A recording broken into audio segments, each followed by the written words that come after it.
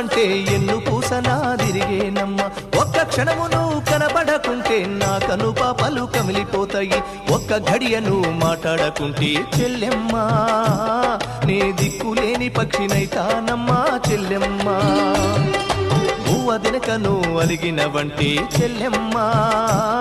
నా భుజం ఇరిగినంత పనైతదమ్మా చెల్లెమ్మ మల్లె తీగకు పందిరి ఓలే మస్క సీకటిలో వెన్నెల ఓలే చెల్లెమ్మ